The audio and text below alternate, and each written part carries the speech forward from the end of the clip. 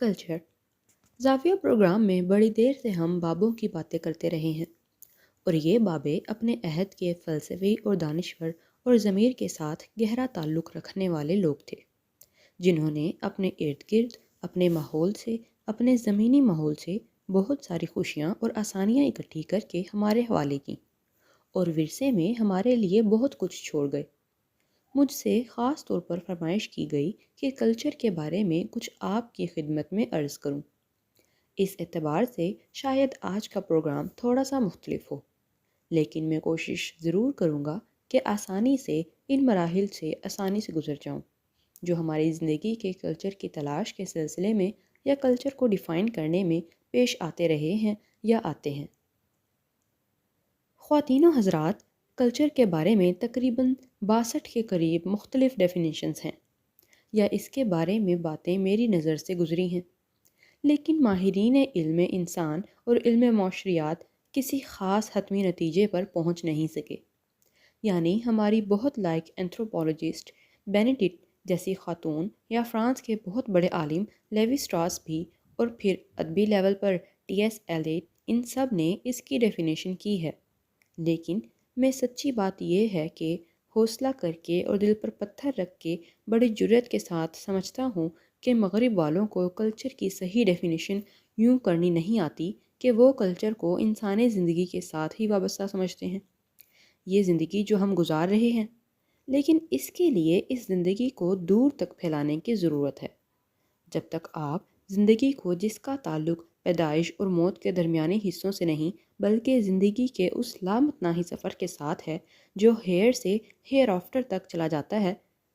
तो इन बेचारों को यही ज़िंदगी और उसी का इल्म है और इसके बारे में जानते हैं। इसलिए वो अक्सर व बेशतर यही कहते रहते हैं कि किसी तयशुदा, किसी मखसूस, किसी गिरोह इंसानी के आपस के ताल्लुकात, इनके एतक़ादात, इनके खेल खिलौने, इनका उठना बैठना, इनकी जुर्रत व सदाकत इनके कल्चर का हिस्सा हैं और हिस्सा बनते हैं। हम इसको तस्लीम करते हैं, वाकई ये बात ठीक है और सही है, लेकिन मैं समझता हूँ जब तक ज़िंदगी के साथ आप मौत को शामिल नहीं करेंगे, उस वक्त तक ज़िंदगी का पूरा मकसद वज़न वाज़े नहीं होता। ये बहुत अहम चीज़ है और ख़ास तौर पर हमारे लिए ये समझना बहुत ही आसान है, जहाँ पर हम अपनी ज़िंदगी का नजराना पेश करके मौत ख़रीदते हैं और हेयर आफ्टर पर बिलीव करते हैं। इस डेफिनेशन में हम अगर बहुत पीछे जाएं और इसको टटोलने की कोशिश करें कि कल्चर दरअसल क्या है, तो आप मुझसे ज़्यादा बेहतर जानते हैं कि मिलाद आदम से लेकर अब तक इंसान कदीम ज़माने में, पत्थरों धात के ज़माने से भी पहले ज़माने में, इंसान पहली दफ़ा अकेला बैठकर ये सोचने पर मजबूर हुआ और उसने अपनी ज़ात के साथ 5 बहुत अहम सवाल किए और उसका जवाब निकालने की कोशिशें करता रहा। पहला सवाल उसका ये था कि ये जो मेरे इर्द गिर्द कायनात है, ये सूरज, चाँद, बादल, तारे, बिजली, ज़लज़ले, तूफ़ान, समंदर, ये क्या है और ये सब चीज़ें कहाँ से आई हैं और कैसे आई हैं। दूसरे, उसने ये सोचा, मैं ख़ुद कौन हूँ और मैं कहाँ से आया हूँ और इन सारी चीज़ों के साथ मेरा क्या ताल्लुक़ है और किस रिलेटेडनेस के साथ मैं इनके दरमियान ज़िंदगी बसर कर रहा हूँ। तीसरा सवाल उसने ये सोचा कि अभी जो मेरे साथ मछली पकड़ने जाया करता था, मेरा मामू, मेरी माँ का भाई, वो कहाँ चला गया अचानक, और मेरी माँ क्यों रोती रहती है और हम उसको पत्थरों में रख कर वापस चले आए हैं, वो क्या हुआ। और अगर वो इस तरह का ज़िंदा नहीं रहा, तो क्या इस तरह का ज़िंदा है जिसका मैं शऊर नहीं रखता। और अगर वहाँ उसकी ज़िंदगी भी कुछ है, तो क्या उस ज़िंदगी में कोई ऑडिट ऑब्जेक्शन होता है कि पीछे कैसी ज़िंदगी बसर करके आए हो या नहीं। ये 5 सवाल इंसान की ज़िंदगी के गिर्द घूमते हैं, मेरे, आपके, हमारे, हमारे पुरखों के, हमारे बुज़ुर्गों के, और उन्होंने इन 5 सवालों के जवाब अपनी अपनी इस्तेदाद और अपनी अपनी सोच और अपने अपने मुशाहिदे और तजर्बे के साथ बयान किए हैं। अब ख़वातीनो हज़रात, मैं ये समझता हूँ कि जिस ग्रोह इंसान ने इन 5-6 सवालों के जवाब एक तरह के निकाले हैं, उनका कल्चर एक है, और जिन्होंने इनके जवाब और तरह से निकाले हैं, उनका कल्चर मुख्तलिफ है। ये सीधी सी एक तकसीम हो गई। ہم سے کوتاہی یہ ہوئی ہے اور ہوتی رہی ہے کہ ہم طرز بود و باش کو، زندگی بسر کرنے کو، رہن سہن کو، معاشرت کو کلچر سمجھتے ہیں، اور آج تک یہی سمجھتے آئے ہیں کہ معاشرت یہ ہے کہ ہم کیسے رہ رہے ہیں۔ گانا بجانا، مہندی بیاہ، اسی کو کلچر سمجھتے ہیں۔ یہ یقیناً کلچر کا ایک حصہ تو ہو سکتا ہے، لیکن سارا نہیں، کیونکہ وہ 5 سوال جو ہیں وہ اس سے مختلف ہیں اور اس سے ماورا ہیں۔ اب جب 5 سوالوں کے جواب آپ نے تو نہیں نکالے، آپ کے بڑوں نے نکالے ہیں اور ورثے کے طور پر دے دیے تھے، تو پھر آپ کے لیے یہ بہت مشکل ہو جائے گا کہ آپ ان لوگوں کے ساتھ مل کر رہیں اس طرح سے، جس طرح سے ان لوگوں کے گروہ نے سوالوں کے جواب نکالے۔ آپ کے اپنے ہیں، ان کے اپنے ہیں۔ آپ ایک زمین پر بڑی آسانی کے ساتھ زندہ رہ سکتے ہیں، لیکن سوالوں کے جواب کے حساب سے آپ کا کلچر اور ہوگا اور ان کا کلچر الگ ہوگا۔ ہم یہ سمجھنے لگتے ہیں، کوئی کہے گا بابا دیکھو ہم بھی وہی گانے گاتے ہیں، ہمارے فوک سانگز بھی وہی ہیں، ہم بھی گانا گاتے ہیں، وہ بھی یہی گاتے ہیں، ہم بھی مہندی پر وہی گاتے ہیں، تو ہمارا کلچر ایک ہی ہوا۔ نہ، آپ یہ کہہ سکتے ہیں کہ آپ کے فوک گیت ایک جیسے ہیں، آپ کے رہنے سہنے کا، آپ کے بود و باش کا طریقہ ایک ہو سکتا ہے، آپ کا لباس، لیکن ہرگز آپ کا کلچر جس کو آپ ثقافت کا نام دیتے ہیں وہ نہیں ہے اور بالکل مختلف ہے۔ پھر آپ سے یہ سوال کیا جاتا ہے کہ یا آپ خود اپنے آپ سے سوال کرتے ہیں کہ کیا ایک ہی سرزمین میں رہتے ہوئے اور ایک سا پانی پیتے، ایک سی روٹی کھاتے اور ایک ہی معاشرت بسر کرتے ہوئے اور ایک انداز زیست اپناتے ہوئے کیا ہمارے اندر ایک ہی انٹروین نہیں کر جاتا؟ آپ اس میں ملغم نہیں ہو جاتے ان کے ساتھ؟ تو آپ اسے جب کبھی آپ کو موقع ملے غور سے دیکھیں گے کہ باوجود اس کے کہ معاشرتی انداز، رہنے سہنے کا طریق یہ بالکل ایک جیسا ہے، لیکن پیچھے پس منظر میں ہمارے لاؤ شعور سے بھی بہت پیچھے ہمارے آرکیٹائپ نے جو طے کیا تھا اس کے مطابق زندگی بسر کر رہے ہیں۔ باوجود اس کے کہ ہمارا روز مرہ کا چال چلن بظاہر نظر آتا ہے کہ ہم اس طرح کے لوگ ہیں جس طرح کے ہیں۔ اب آپ کے ساتھ ایک عجیب و غریب واقعہ گزرا ہے،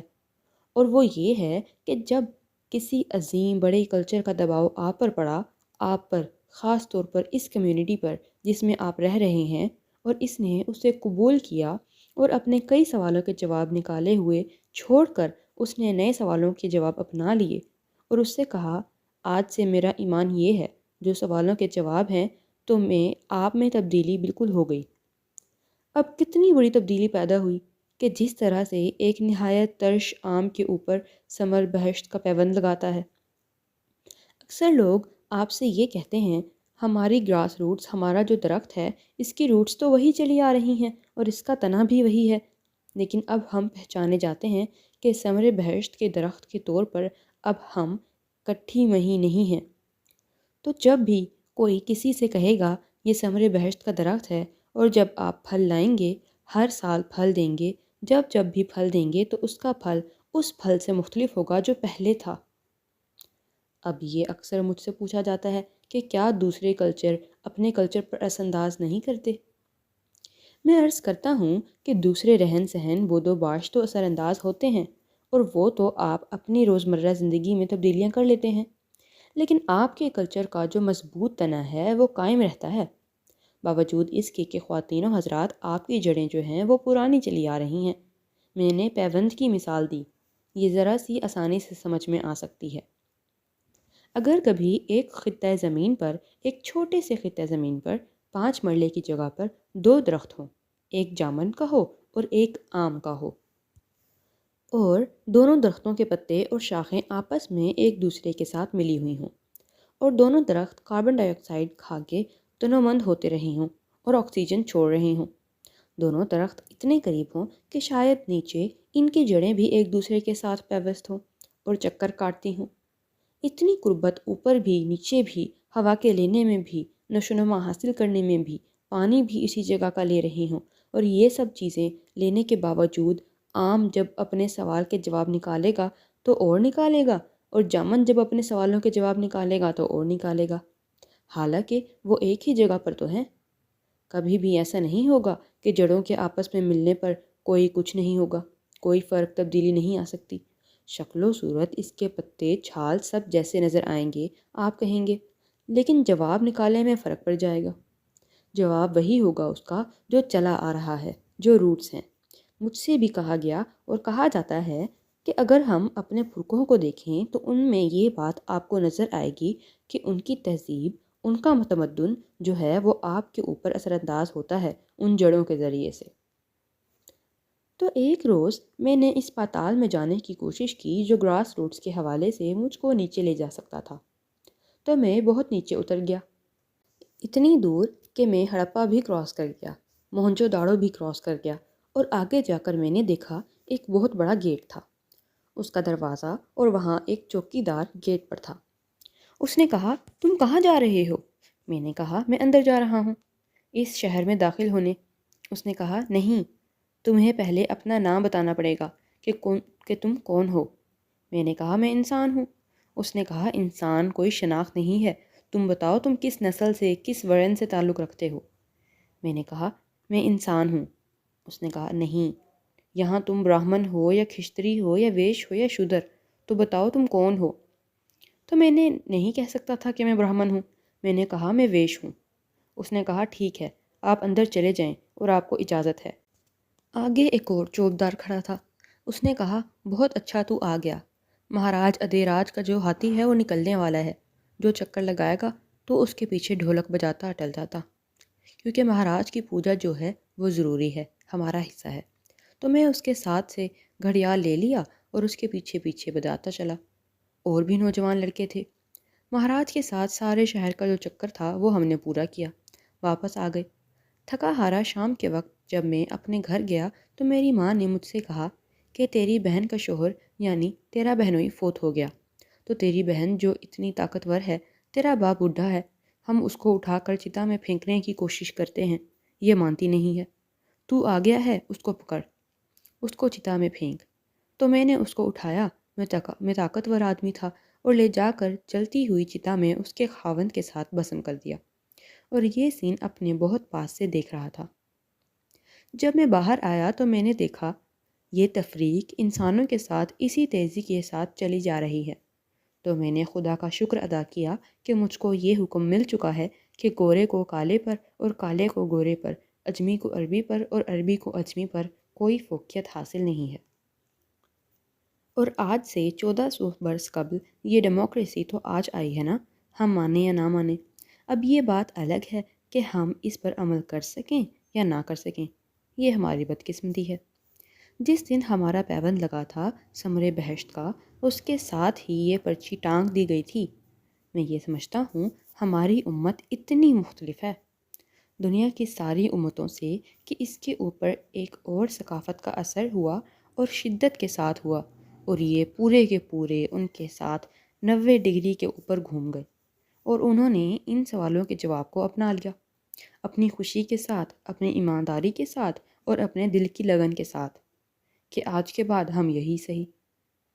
اب ایک مشکل پیدا ہوتی ہے، مجھ سے کبھی پوچھتے ہیں کہ جی آپ یہ بتائیں، اس طرح سے تو بہت دھچکا سا لگتا ہے نا جی، کیونکہ ہم اکثر یہ سوچتے رہتے ہیں کہ یہ ہمارا کلچر ہے، تو جو ہمارے ارد گرد کے لوگ ہیں جن میں ہم رہتے بستے رہے ہیں، وہ کس طرح سے ایک دم سے ہم سے مختلف ہو جائیں گے؟ میں کہتا ہوں نہیں، وہ بالکل مختلف نہیں ہوتے۔ اس کو میں اور آسانی کے لیے آپ کو ایک مثال دے کر سمجھاتا ہوں۔ فرض کریں ہم جہاز کے اوپر سمندر کا سفر کر رہے تھے، اور اچانک سمندر بھر گیا اور طغیانی آ گئی، اور لہروں کی لپیٹ میں جہاز آ گیا، اور جیسا کہ کہانیوں میں ہوتا ہے جہاز بالکل تختہ تختہ ہو گیا، اور ہم لوگ ایک ایک تختے پر چمٹ کر ایک جزیرہ قریب تھا وہاں آ گئے۔ اب مختلف قوموں کے لوگ، مختلف بولیوں کے لوگ وہاں جمع تھے، تو ظاہر ہے کہ میں نے اس گروہ کی قربت اختیار کی جو میری بولی سمجھتا تھا، اس سے آسانی ہوتی ہے، اور میں ان کے پاس جا کر بیٹھتا تھا، اور جو یہ گانے پسند کرتے تاکہ مجھے آسانی رہے۔ سارا دن میں ان کے ساتھ گزارتا تھا اور ساری رات بھی، تو زندگی اسی آس میں اچھی بسر ہو رہی تھی کہ اب کوئی ہمیں باہر سے مدد آئے گی تو ہم شاید پھر اپنے گھروں کو واپس جائیں، لیکن بہت زیادہ وقت وہاں پر گزر رہا تھا۔ میں دن تو ان کے ساتھ گزارتا تھا اور اپنا سارا وقت بھی ان کے ساتھ گزارتا تھا، لیکن جب مجھے یہ خدشہ محسوس ہوا کہ یہ میرے آخری ایام ہیں، اچانک مرنے لگا ہوں، تو میں نے اپنے انہی لوگوں سے کہا کہ اس گروہ کو جو انڈونیشیا والے ہیں اور جن کی بولی میں نہیں سمجھتا، ان کے حوالے کر دینا، اور جو سلوک وہ میرے ساتھ کریں مجھے قابل قبول ہے۔ تو وہ ان کے پاس میرا سفر جو ہیئر آفٹر کی بات کر رہا تھا وہ میں ان کے حوالے کرتا ہوں، کیونکہ ان لوگوں نے سوالوں کا جواب وہی نکالا ہوا ہے جو ہم نے نکالا ہوا ہے۔ میں آپ کے ساتھ زبان کے حوالے سے بات چیت کرتا ہوں اور میں بہت خوش ہوں، بڑا احترام بھی کرتا ہوں آپ کا، اور آپ سے ملتا جلتا بھی ہوں۔ چنانچہ جب بڑا فیصلہ آئے گا، میرا یا میری نسل کے بڑھنے کا معاملہ ہوگا، تو پھر میں ان کے ساتھ تعلق پیدا کروں گا، لیکن جہاں تک بات چیت کرنے کا تعلق ہے، میں بسم اللہ حاضر ہوں۔ تو میں یہ سمجھ سکا ہوں کہ کلچر کا مسئلہ ہمارے لیے یا کم از کم میرے لیے اتنا پیچیدہ اور مشکل نہیں ہے، اور سوالوں کے جواب سمجھ جانے کے بعد یا ان کو ذہن نشین کرنے کے بعد ذرا آسانی کے لیے میں نے یہ عرض کیا ہے، یہ آئندہ کے لیے اور آپ کے لیے اس کو میں زیادہ کوئی الجھن میں نہیں رکھنا چاہیے۔ زندگی کے بارے میں ہم اکثر یہ محاورہ استعمال کرتے ہیں، matter of life and death, حالانکہ اصل میں تو یہ matter of birth and death ہے، کیونکہ لائف کا جو ریلا ہے وہ چلتا جلا آ رہا ہے۔ یہ جو موت ہے، میں نے پہلے اس کا ذکر کیا، اس کی بڑی اہمیت ہے۔ جو واریر یعنی جنگجو ہوتا ہے، جو صاحب سیف ہوتا ہے، وہ بڑا مضبوط آدمی ہوتا ہے، اور وہ اپنی موت کے ساتھ ایک رشتہ اور ایک تعلق ہر وقت قائم رکھتا ہے۔ خواتین و حضرات، اگر آپ نے بہت قدیم فرقوں کے بارے میں، بہت قدیم نسلوں کے بارے میں کچھ اینتھروپولوجیکل اسٹڈی کی ہے، تو آپ دیکھیں گے کہ جو ریڈ انڈین تھے، امریکہ کے اصل باسی، ان میں بڑی عجیب اور غریب صلاحیتیں موجود تھیں۔ وہ ہماری طرح سے یا ہم سے تھوڑا سا زیادہ ہی اپنی موت کے ساتھ وابستہ رہتے تھے۔ ایک اینتھروپولوجسٹ کارلوس کاسپینزا جو تھا، وہ گیا کچھ ایسی تحقیق کرنے کے لیے پرانے ساؤتھ امریکی سے ملنے، اپنے دشمن سے۔ یہ لمبی کہانی ہے، مختصر عرض کروں، اس نے جو باتیں بتائی ہیں یا بیان کی ہیں، یہ سب اچھی ہیں۔ اس کا نام ڈان جوان ہے۔ امریکی اسے کہتا ہے، میں یہ پوچھنا چاہتا ہوں، ہماری زندگیوں میں ہم جو شہری لوگ ہیں جن کا تعلق امریکہ کی طرز زندگی سے ہے، ہم بہت گھبرا جاتے ہیں، ہمارے اندر تضاد پیدا ہو جاتا ہے، ہم دو حصوں میں بٹ جاتے ہیں، تو بہت سے سوال ایسے ہوتے ہیں جو ہماری سمجھ میں نہیں آتے، تو اس کا کیا کریں؟ اس ریڈ انڈین نے کہا، سوال اتنے پیچیدہ تو نہیں ہیں جتنے تم نے بنا لیے ہیں۔ اس نے کہا، دیکھو، فرض کرو میں ایک لڑکی سے شادی کرنا چاہتا ہوں اور میری زندگی میں ایک دوسری لڑکی آ گئی، اب میں فیصلہ نہیں کر پاتا، اور میں اپنے آپ کو بے ایمان بھی نہیں ٹھہرانا چاہتا، میں کنفیوژن میں ہوں، میں کیا کروں؟ تو آپ مجھے رائے دو، اس وقت کیسے کرتے ہیں؟ اور آپ لوگ جو قدیم ریڈ انڈین ہیں اور جو ایک سیپریٹ ریالٹی کے حامل ہیں۔ اس پر ریڈ انڈین نے کہا، اوہو، یہ تو بڑا سیدھا سا معاملہ ہے، جب ایسی مصیبت پیش آئے اور جب کبھی ایسی کنفیوژن ہو تو ہمیشہ اپنی موت سے پوچھو۔ اب ایک اور مسئلہ آ گیا، موت سے کیسے پوچھیں؟ اس پر ریڈ انڈین نے کہا، ہر آدمی کی جو موت ہے وہ 5 فٹ کے فاصلے پر لیفٹ ہینڈ سائڈ پر ساتھ ساتھ چلتی ہے، کیونکہ وہ اس کو پروٹیکٹ کرتی ہے۔ جو خدا نہ خواستہ فوت ہو جائے تو موت پاس موجود نہ ہو تو وہ مارا گیا، لائن حاضر ہو گیا تو اس کی موت کا فرض ہے ساتھ ساتھ رہے۔ چنانچہ کہنے لگے، اس سے پوچھا جانا بہت ضروری ہے، تو تم کبھی کبھی اس سے سوال کر کے پوچھو۔ اس نے کہا، جواب کیسے دے گی؟ تو کہا، پہلے تو تمہیں وائبریشن، ایموشنل وائبریشن کا پتہ چلے گا، پھر ایسا موقع بھی آنے لگے گا کہ ہمارے بڑوں کی زندگی کو وہ بالکل ووکل ہو کر بتا دیتی ہے کہ کرنا ہے یا نہیں کرنا۔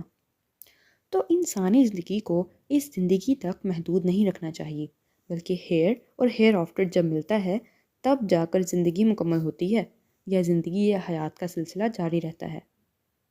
آپ کی بڑی مہربانی اور شکریہ۔ اللہ تعالیٰ آپ کو آسانیاں عطا فرمائے اور آسانیاں تقسیم کرنے کا شرف عطا فرمائے۔